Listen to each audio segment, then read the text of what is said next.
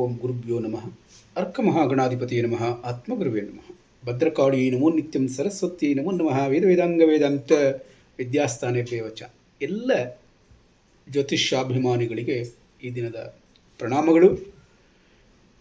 ಈ ದಿನ ನಾವು 13/4/2026 ಸೋಮವಾರದ ದಿನ ಭವಿಷ್ಯದ ಬಗ್ಗೆ ಚಿಂತನೆಯನ್ನು ಮಾಡೋಣ. 12 ರಾಶಿಗಳಿಗೆ ಸಂಬಂಧಪಟ್ಟಂತೆ ಈ ದಿನದ ದಿನಭವಿಷ್ಯ ಹೇಗಿದೆ ಅನ್ನುವಂಥದ್ದು ನಾವು ನೋಡೋದಾದರೆ, ಮೇಷರಾಶಿಯವರೇ, ಈ ದಿನ ಹಣದ ವಿಚಾರ ನಿಮಗೆ ಅತಿ ಮುಖ್ಯವಾಗಿರ್ತದೆ. ಕೊಟ್ಟಂಥ ಮಾತು, ಇಟ್ಟಂಥ ಹೆಜ್ಜೆ ಅತಿ ಮುಖ್ಯವಾಗಿರ್ತದೆ. ಇದೇ ನಮ್ಮ ಘನತೆಯನ್ನು ಎತ್ತಿಡಿಯುವಂಥದ್ದು ಅಥವಾ ನಮ್ಮ ಘನತೆಯನ್ನು ಕೆಳಗೆ ತಳ್ಳುವಂಥದ್ದು. ಈ ಎಲ್ಲದಕ್ಕೂ ಈ ದಿನ ಹಣ ಅನ್ನುವಂಥದ್ದು ಅತಿ ಮುಖ್ಯವಾದ ಪಾತ್ರವನ್ನು ವಹಿಸ್ತದೆ. ಮಾತಿನಲ್ಲಿ ಜಾಗ್ರತೆ ಇರಲಿ. ಹಣದ ವಿಚಾರದಲ್ಲಿ ಅತಿ ಮುಖ್ಯವಾಗಿ ನಿರ್ಧಾರಗಳನ್ನು ತೆಗೆದುಕೊಳ್ಳಿ. ತಾತ್ಸಾರದಿಂದ ಹಣದ ವಿಚಾರವಾಗಿ ಮಾತನಾಡಬಾರದು. ಹಣದ ಸಹಕಾರ ಸಿಗ್ತದೆ, ಸ್ವಲ್ಪ ನಿಧಾನ ಆದರೂ ಪರವಾಗಿಲ್ಲ. ಖಂಡಿತ ಹಣ ಅನ್ನುವಂಥದ್ದು ಇದನ್ನು ಸಿಕ್ಕೇ ಸಿಗ್ತದೆ. ಕುಟುಂಬದವರ ಸಹಾಯ ನಿರೀಕ್ಷೆ ಮಾಡ್ತಾ ಇದ್ದೀರಾ. ಹಸಿರು ವಸ್ತ್ರವನ್ನು ಧರಿಸಿ, ಎಲ್ಲ ಶುಭವಾಗ್ತದೆ. ಧನ್ಯವಾದಗಳು. ವೃಷಭ ರಾಶಿಯವರೇ, ಈ ದಿನ ನಿಮಗೆ ಮಾಡುವಂಥ ಪ್ರಯತ್ನದಲ್ಲಿ ಧೈರ್ಯ ಅನ್ನುವಂಥದ್ದು ಅತಿ ಮುಖ್ಯವಾಗಿರ್ತದೆ. ಹೊಸ ಕೆಲಸಗಳನ್ನು ಆರಂಭಿಸಬೇಕು ಅಂತ ಮನಸ್ಸು ಮಾಡಿದರೆ ಅದಕ್ಕೆ ಬೇಕಾದಂಥ ಎಲ್ಲ ಸಿದ್ಧತೆಗಳು, ಪ್ರಾರಂಭ ಮಾಡೋದಕ್ಕೆ ಬೇಕಾದ ಸೂಕ್ತ ದಿನಾಂಕ, ಸಮಯ ಎಲ್ಲವನ್ನ ಸಿದ್ಧ ಮಾಡ್ಕೊಳ್ಳೋದಕ್ಕೆ ಈ ದಿನ ತುಂಬ ಪ್ರಶಸ್ತವಾಗಿದೆ. ಈ ದಿನವೇ ನೀವು ಕೆಲಸ ಪ್ರಾರಂಭ ಮಾಡಬೇಕು ಅಂತ ಏನಾದರೂ ನಿರ್ಧಾರ ಮಾಡಿದ್ರೆ, ನಿಮ್ಮ ತಾರಾಬಲವನ್ನು ನೋಡಿ ನೀವು ಪ್ರಯತ್ನವನ್ನು ಮಾಡಬಹುದು. ಉತ್ತಮ ಸಮಯವಾಗಿದೆ. ಯಶಸ್ಸು ಅನ್ನುವಂಥದ್ದು ಖಂಡಿತ ಸಿಗ್ತದೆ ಈ ಪ್ರಯತ್ನದಲ್ಲಿ ನಿಮಗೆ. ಆದರೆ ಸುಬ್ರಹ್ಮಣ್ಯ ಸ್ವಾಮಿಯನ್ನು ಪ್ರಾರ್ಥನೆ ಮಾಡೋದನ್ನು ಮಾತ್ರ ಮರಿಬೇಡಿ. ಧನ್ಯವಾದಗಳು. ಮಿಥುನ ರಾಶಿಯವರೇ, ಈ ದಿನ ಮನೆಯ ಬಗ್ಗೆ ಚಿಂತನೆ ಮೂಡ್ತಾ ಇದೆ. ಮನಸ್ಸಿನಲ್ಲಿರುವಂಥ ವಿಚಾರಗಳು ಖುಷಿಯನ್ನು ಕೊಡ್ತಾ ಇದೆಯಾ ಅಥವಾ ಅಶಾಂತಿಯನ್ನು ಕೆದಕ್ತಾ ಇದೆಯಾ ಅನ್ನುವಂಥದ್ದನ್ನು ಚಿಂತನೆ ಮಾಡಬೇಕು. ಮನೆಯೇ ಮಂತ್ರಾಲಯ ಅಂತ ಹೇಳ್ತಾರೆ. ಶಾಂತಿ ಸಮಾಧಾನದಿಂದ ಇದ್ದರೆ ಅದೇ ಮನೆ ಅನ್ನುವಂಥದ್ದು ಮಂತ್ರಾಲಯ. ಅಶಾಂತಿ ಅಸಮಾಧಾನ ಇದ್ದರೆ ಅದು ಅಮಂತ್ರಾಲಯ. ಆದ್ದರಿಂದ ಮನೆಯಲ್ಲಿರುವಂಥ ಶಾಂತಿ ಸಮಾಧಾನಗಳ ಬಗ್ಗೆ ಈ ದಿನ ಜಾಗ್ರತೆಯನ್ನು ವಹಿಸಿ. ಮನಃಶಾಂತಿ ಖಂಡಿತ ಸಿಗ್ತದೆ. ಚಂದ್ರನಿಗೆ ಕ್ಷೀರವನ್ನು ಅರ್ಪಿಸಿ, ಇಲ್ಲ ಅಂತಂದರೆ ಸೋಮಶೇಖರನಿಗೆ ಒಂದು ಪ್ರಾರ್ಥನೆಯನ್ನು ಮಾಡಿ ಅವನ ಮಂತ್ರವನ್ನು ಪಠನ ಮಾಡಿ. ಎಲ್ಲ ಶುಭವಾಗ್ತದೆ. ಧನ್ಯವಾದಗಳು. ಕಟಕ ರಾಶಿಯವರೇ, ಸಂತೋಷ ಅನ್ನುವಂಥದ್ದು ಅತಿ ಮುಖ್ಯ. ಈ ದಿನ ನಮಗೆ ಸಂತೋಷ ಬೇಕು ಅಂತಂದರೆ ಏನು ಮಾಡಬೇಕು? ಮನಸ್ಸಿಗೆ ಇಷ್ಟವಾದಂಥ ಕಾರ್ಯವನ್ನು ಮಾಡಬೇಕು. ಮನಸ್ಸಿಗೆ ಇಷ್ಟವಾದಂಥ ಕಾರ್ಯವನ್ನು ಮಾಡಿದ್ರೆ ನಮಗೆ ಸಂತೋಷ ಅನ್ನುವಂಥದ್ದು ಸಿಗ್ತದೆ. ಆದರೆ ಆ ಕಾರ್ಯದಲ್ಲಿ ಉತ್ತಮ ಫಲ ದೊರಕಿದ್ರೆ ಮಾತ್ರ ಸಂತೋಷ ಸಿಗುವಂಥದ್ದು. ಆದರೆ ಆ ಉತ್ತಮ ಫಲವನ್ನು ಹಿಂದೆ ಪಡಿಬೇಕು ಅಂತ ನಿರೀಕ್ಷೆ ಮಾಡಬೇಡಿ. ಇವತ್ತೇ ಸಿಕ್ಕಿದ್ರೆ ಸಂತೋಷ, ಇಲ್ಲ ಅಂತಂದರೆ ನಿಧಾನ ಆದರೂ ಪರವಾಗಿಲ್ಲ. ಈ ದಿನ ನಾವು ಮಾಡಿದಂಥ ಪ್ರಯತ್ನ ಖಂಡಿತ ಅದು ನಮಗೆ ಸಂತೋಷವನ್ನು ಕೊಡ್ತದೆ. ಆದ್ದರಿಂದ ನಾರಾಯಣನ ಧ್ಯಾನವನ್ನು ಮಾಡಿ ಎಲ್ಲ ಶುಭವಾಗ್ತದೆ. ಧನ್ಯವಾದಗಳು. ಸಿಂಹರಾಶಿಯವರೇ, ಈ ದಿನ ನಮಗೆ ಕೆಲಸದ ಬಗ್ಗೆ ಹೆಚ್ಚು ಗಮನವನ್ನು ಹರಿಸ್ತಾ ಇದ್ದೀರಾ. ಕೆಲಸ ಅನ್ನುವಂಥದ್ದು ಅತಿ ಮುಖ್ಯ. ಆದರೆ ಈ ದಿನ ಯಾಕೋ ಕೆಲಸದಲ್ಲಿ ಒಂದು ಸ್ವಲ್ಪ ಶ್ರಮ ಅನ್ನುವಂಥದ್ದು ಕಾಣ್ತಾ ಇದೆ. ಸ್ವಲ್ಪ ಕಷ್ಟ ಅಂತ ಅನ್ನಿಸ್ತಾ ಇದೆ. ದೇಹ ಯಾಕೋ ಸ್ಪಂದಿಸ್ತಾ ಇಲ್ಲ ಅಂತ ಅನ್ನಿಸ್ತಾ ಇದೆ. ಆರೋಗ್ಯದ ಬಗ್ಗೆ ಸ್ವಲ್ಪ ಗಮನವನ್ನು ಹರಿಸಿ ಆರೋಗ್ಯಕ್ಕೆ ಬೇಕಾದಂಥ ಅವಶ್ಯಕತೆಗಳನ್ನು ಪೂರೈಸಿಕೊಡಿ. ಜಯ ಸಿಗ್ತದೆ. ನಿಮ್ಮ ಶಕ್ತಿಯನ್ನು ಇಮ್ಮಡಿಗೊಳಿಸಲು ಹನುಮಂತನ ಮಂತ್ರವನ್ನು ಪಠನ ಮಾಡಿ. ಎಲ್ಲ ಶುಭವಾಗ್ತದೆ. ಧನ್ಯವಾದಗಳು. ಕನ್ಯಾ ರಾಶಿಯವರೇ, ಸಂಬಂಧ ಅನ್ನುವಂಥದ್ದು ಅತಿ ಮುಖ್ಯ. ವ್ಯವಹಾರವನ್ನು ಮಾಡಬೇಕಾದ್ರೆ ಸಾಮಾಜಿಕ ಸಂಬಂಧ ಅನ್ನುವಂಥದ್ದು ಅತಿ ಮುಖ್ಯವಾಗ್ತದೆ. ಎಲ್ಲೋ ಸಣ್ಣ ಪುಟ್ಟ ಗೊಂದಲಗಳಿದೆ ಅಂತ ಅನ್ನಿಸಬಹುದು. ತಾಳ್ಮೆ ಇರಲಿ. ಹೊಂದಾಣಿಕೆ ಅನ್ನುವಂಥದ್ದು ಅತಿ ಮುಖ್ಯ.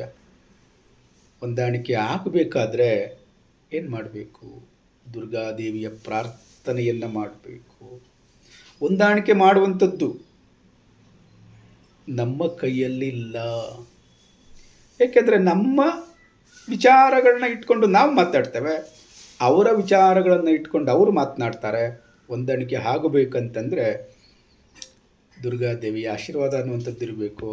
ಇಬ್ಬರ ವಿಚಾರಗಳು ಸಮ್ಮಿಲನಗೊಳ್ಳಬೇಕು. ಎಲ್ಲ ಶುಭವಾಗ್ತದೆ. ಧನ್ಯವಾದಗಳು. ಯಾರು ದಿನ ಭವಿಷ್ಯವನ್ನು ನೋಡ್ತಾ ಇದ್ದೀರಾ, ಈ ವಿಡಿಯೋಗೆ ಲೈಕ್ ಮಾಡೋದನ್ನ ಮರಿಬೇಡಿ.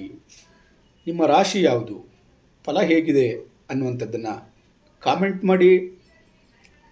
ಈ ದಿನ ಭವಿಷ್ಯವನ್ನು ನಿಮ್ಮ ಸ್ನೇಹಿತರಿಗೆ ಶೇರ್ ಮಾಡಿ. ಸಬ್ಸ್ಕ್ರೈಬ್ ಮಾಡಿಕೊಳ್ಳಿ.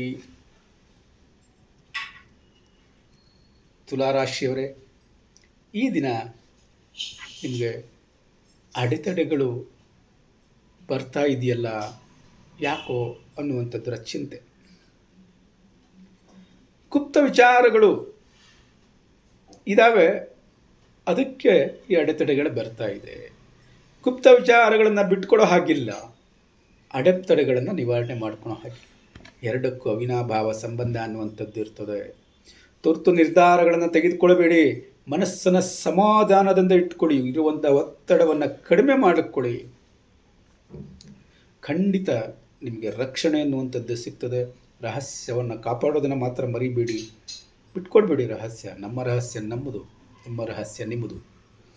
ಆದ್ದರಿಂದ ಈ ರಹಸ್ಯವನ್ನು ಕಾಪಾಡಿಕೊಂಡು ನಮಗಿರುವಂಥ ಅಡೆತಡೆಗಳನ್ನು ನಿವಾರಣೆ ಮಾಡ್ಕೊಳ್ಳೋದಕ್ಕೆ ಪರಮೇಶ್ವರನ ಶಿವನ ಮಂತ್ರವನ್ನು ಜಪ ಮಾಡಿ, ಅವನಿಗೊಂದು ಸಾಧ್ಯವಾದರೆ ಒಂದು ಪೂಜೆಯನ್ನು ಕೊಡಿ, ಒಂದು ನಮಸ್ಕಾರವನ್ನು ಹಾಕಿ.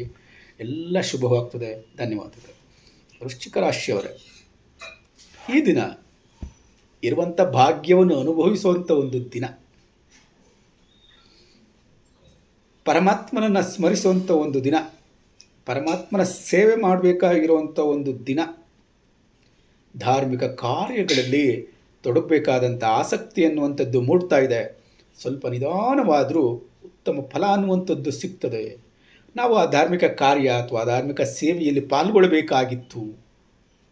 ಯಾವ ದಿನಾಂಕ ಇದೆ ಆ ಕಾರ್ಯಕ್ರಮ, ಆ ಸೇವೆ ಯಾವತ್ತಿರ್ತದೆ ಅನ್ನುವಂಥದ್ದನ್ನು ಆಯ್ಕೆ ಮಾಡಿ ಈ ದಿನ ನಾವು ಅದಕ್ಕೆ ಸೂಕ್ತ ದಿನಾಂಕವನ್ನು ಆಯ್ಕೆ ಮಾಡಿ ಅದನ್ನು ರಿಜಿಸ್ಟರ್ ಮಾಡುವಂಥದ್ದು. ಅಂದರೆ ಇಂಥ ದಿನನೇ ಈ ಸೇವೆ ಮಾಡಬೇಕು ಅಂತ ಇವತ್ತು ನಾವು ಡಿಸೈಡ್ ಮಾಡಿಬಿಡುವಂಥದ್ದು, ಅಗ್ರಿಮೆಂಟ್ ಮಾಡಿಬಿಡುವಂಥದ್ದು, ಅದನ್ನು ನೆರವೇರಿಸುವಂಥದ್ದು.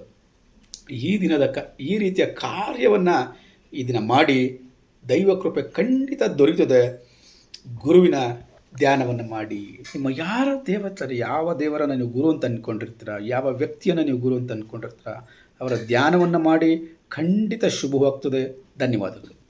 ಧನುಸ್ಸು ರಾಶಿಯವರೇ, ಈ ದಿನ ನಮಗೆ ಒತ್ತಡ ಅನ್ನುವಂಥದ್ದಿದೆ. ಒತ್ತಡ ಬರುವಂಥದ್ದೇ ನಾವು ಮಾಡುವಂಥ ಕಾರ್ಯದಲ್ಲಿ.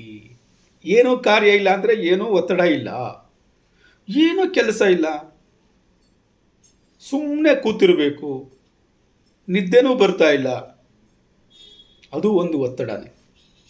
ಕೆಲಸ ಇದ್ರೂ ಒಂಥರ ಒತ್ತಡ, ಕೆಲಸ ಇಲ್ಲ ಅಂತಂದರೆ ಒತ್ತಡ. ಆದರೆ ನಮಗೆ ಕೆಲಸ ಇದೆ ಅನ್ನುವಂಥದ್ದು ಅದು ಇಂಪಾರ್ಟೆಂಟ್ ಅಲ್ವಾ. ಕೆಲಸ ಇಲ್ಲದೇ ಇರೋರ ಒತ್ತಡ ನಮಗೆ ಬೇಡ, ನಮಗಿದೆ ಕೆಲಸ. ಆ ಕೆಲಸದ ಒತ್ತಡ ಅದು ಇರಲಿ, ಕೆಲಸದ ಜೊತೆಗೆ ಒತ್ತಡ ಇರಲಿ. ಆದರೆ ಚಟುವಟಿಕೆಯಿಂದ ಕೂಡಿರ್ತೀರ ನೀವು ಇವತ್ತು. ಆ ಚಟುವಟಿಕೆಯಿಂದ ಕೂಡಿರೋದಕ್ಕೆ ಒತ್ತಡ ಇದ್ರೂ ಖಂಡಿತ ಜಯ ಸಿಗ್ತದೆ, ಗೌರವ ಅನ್ನುವಂಥದ್ದು ಸಿಗ್ತದೆ ಅಲ್ವಾ. ಆ ಜಯ ಪಡ್ಕೊಳೋದಕ್ಕೆ, ಆ ಗೌರವವನ್ನು ಪಡ್ಕೊಳೋದಕ್ಕೆ ಸಹಕಾರವನ್ನು ನೀಡುವಂಥ ಸೂರ್ಯದೇವನನ್ನು ಈ ದಿನ ನೀವು ಜಪ ಮಾಡೋದನ್ನು ಮರಿಬೇಡಿ ಅನ್ನುವಂಥದ್ದನ್ನು ನಾನಿಲ್ಲಿ ತಿಳಿಸ್ಕೊಡ್ತಾ ಇದ್ದೀನಿ. ಖಂಡಿತ ಜಯವಾಗ್ತದೆ, ಶುಭವಾಗಲಿ. ಮಕರ ರಾಶಿಯವರೇ, ಈ ದಿನ ಬರುವಂಥ ಲಾಭಗಳು ಅತಿ ಮುಖ್ಯ. ನಾವು ಏನೇನೋ ಕಾರ್ಯಗಳನ್ನು ಮಾಡಿದ್ದೇವೆ, ಏನೇನೋ ಯೋಜನೆಗಳನ್ನು ರೂಪಿಸಿದ್ದೇವೆ. ಯಾವುದೇ ಕಾರ್ಯಗಳನ್ನು ನೋಡಿದ್ರೂ ಅದ್ರ ಫಲ ಬರಲಿಲ್ಲ ಅಂತಂದರೆ ಅದು ಪ್ರಯೋಜನ ಇಲ್ಲ ಅಂತ ಅನ್ನಿಸ್ತದೆ. ಆದರೆ ಈ ದಿನ ನಮಗೆ ಲಾಭ ಬರೋದಕ್ಕೆ ಯಾವ ಕಾರ್ಯಗಳನ್ನು ಮಾಡಬೇಕು ಅನ್ನುವಂತಹ ಹೊಸ ಹೊಸ ಆಲೋಚನೆಗಳು ಬರುವಂಥ ದಿನ, ಹೊಸ ಹೊಸ ಅವಕಾಶಗಳು ಬರುವಂಥ ದಿನ. ಈ ಅವಕಾಶಗಳನ್ನು ಸದುಪಯೋಗಪಡಿಸಿಕೊಂಡು ಆ ಮಾರ್ಗದಲ್ಲಿ ಪ್ರಯತ್ನವನ್ನು ಮಾಡಿ ಲಾಭ ಅನ್ನುವಂಥದ್ದು ಖಂಡಿತ ಬರ್ತದೆ. ತುಳಸೀದೇವಿಯ ಪ್ರಾರ್ಥನೆಯನ್ನು ಮಾಡಿ ನಿಮಗೆ ಲಾಭವನ್ನು ತಂದುಕೊಡ್ತಾಳೆ ಅನ್ನುವಂಥದ್ದು. ಎಲ್ಲ ಶುಭವಾಗ್ತದೆ. ಧನ್ಯವಾದಗಳು. ಕುಂಭರಾಶಿಯವರೇ, ಈ ದಿನ ನಾವು ಖರ್ಚು ಮಾಡುವಂಥ ದಿನ, ವಿಚಾರವನ್ನು ಇಟ್ಟುಕೊಂಡು ಖರ್ಚು ಮಾಡುವಂಥದ್ದು. ಅನಾವಶ್ಯಕ ಖರ್ಚು ವೆಚ್ಚಗಳ ಬಗ್ಗೆ ನಾವು ಚಿಂತನೆಯನ್ನು ಮಾಡಬಾರ್ದು. ಹೇಳ್ತಾರೆ, ಹೇಳ್ತಾ ಇದ್ರು ನಮ್ಮ ಹಿರಿಯರು, ತಿಪ್ಪೆಗೆ ಹಾಕಿದ್ರು ಲೆಕ್ಕ ಬರೆದಿಡು ಅಂತ. ಆ ಕಾರ್ಯವನ್ನು ಮಾಡಬೇಕು. ಇನ್ನು ಮುಂದೆ ನಾನು ಹಣವನ್ನು ವೆಚ್ಚ ಮಾಡಿದ ಪ್ರತಿಯೊಂದಕ್ಕೂ ಲೆಕ್ಕ ಬರಿತೀನಿ ಅಂತ ತೀರ್ಮಾನವನ್ನು ಮಾಡಿ, ಆಗ ನಿಮ್ಮ ಹಣ ನಿಯಂತ್ರಣಕ್ಕೆ ಬರ್ತದೆ.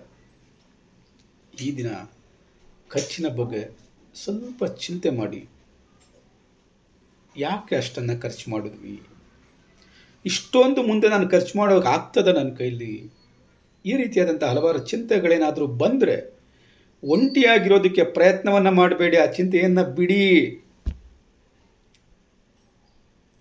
ವಿಷ್ಣುವಿನ ನಾರಾಯಣನ ಧ್ಯಾನವನ್ನು ಮಾಡಿ, ಖಂಡಿತ ಸಹಾಯವನ್ನು ಮಾಡ್ತಾನೆ. ಖುಷಿಯಿಂದ ಇರಿ, ಸಂತೋಷದಿಂದ ಧ್ಯಾನವನ್ನು ಮಾಡಿ, ಪರಮಾತ್ಮ ಸಹಾಯ ಖಂಡಿತ ಸಿಗ್ತದೆ. ಧನ್ಯವಾದಗಳು. ಮೀನರಾಶಿಯವರೇ, ಆತ್ಮವಿಶ್ವಾಸ, ವಿಶ್ವಾಸ ಗಳಿಸೋದು ಕಷ್ಟ, ಆದರೆ ಆತ್ಮವಿಶ್ವಾಸ ಗಳಿಸೋದು ತುಂಬ ಸುಲಭ. ಯಾಕೆ? ಅದು ನಮ್ಮಲ್ಲೇ ಇರ್ತದೆ. ಆತ್ಮವಿಶ್ವಾಸವನ್ನು ಬೆಳೆಸ್ಕೊಳ್ಳುವಂಥದ್ದು very very very very important. ಅದೇ ನಮ್ಮ ವ್ಯಕ್ತಿತ್ವವನ್ನು ಮೇಲಕ್ಕೆತ್ತದೆ. ಆತ್ಮಗೌರವವನ್ನು ಕಾಪಾಡಿಕೊಳ್ಳದಲ್ಲೇ ಇದ್ದರೆ ನಾವು ಮೇಲಕ್ಕೆ ಬರೋದೇ ಇಲ್ಲ, ಕೆಳಗಡೆ ಹೋಗಿಬಿಡ್ತೇವೆ. ಅಂದರೆ ಅರ್ಥ ಏನು? ಬೇರೆ ಯಾರೋ ನಮ್ಮನ್ನು ತುಳಿಯೋಲ್ಲ. ಆತ್ಮಗೌರವವನ್ನು ಕಾಪಾಡಿಕೊಳ್ಳದಲ್ಲ ಇದ್ದರೆ ನಮ್ಮನ್ನು ನಾವೇ ತುಳ್ಕೊಳ್ತಾ ಇದ್ದೀವಿ ಅಂತ ಅರ್ಥ. ಇದನ್ನು ಅರ್ಥ ಮಾಡ್ಕೊಳೋದಕ್ಕೆ ಇವತ್ತು ತುಂಬ ಶುಭವಾದಂಥ ದಿನ. ಸ್ವಲ್ಪ ಒತ್ತಡ ಅನ್ನುವಂಥದ್ದನ್ನು ನಿವಾರಣೆ ಮಾಡಿಕೊಳ್ಳಿ, ಖಂಡಿತ ಯಶಸ್ಸು ಸಿಗ್ತದೆ. ಲಕ್ಷ್ಮೀದೇವಿಯನ್ನು ಆರಾಧನೆ ಮಾಡಿ, ಎಲ್ಲ ಶುಭವಾಗ್ತದೆ. ಧನ್ಯವಾದಗಳು. ಈ ದಿನ ನಿಮಗೆಲ್ಲ ಉಪಯೋಗವಾಗಿದ್ದರೆ ತಪ್ಪದ ಚಾನಲನ್ನು ಸಬ್ಸ್ಕ್ರೈಬ್ ಮಾಡಿ. ನಾಳೆಯ ದಿನ ಭವಿಷ್ಯದಕ್ಕಾಗಿ ಮತ್ತೆ ಭೇಟಿಯಾಗೋಣ. ಧನ್ಯವಾದಗಳು.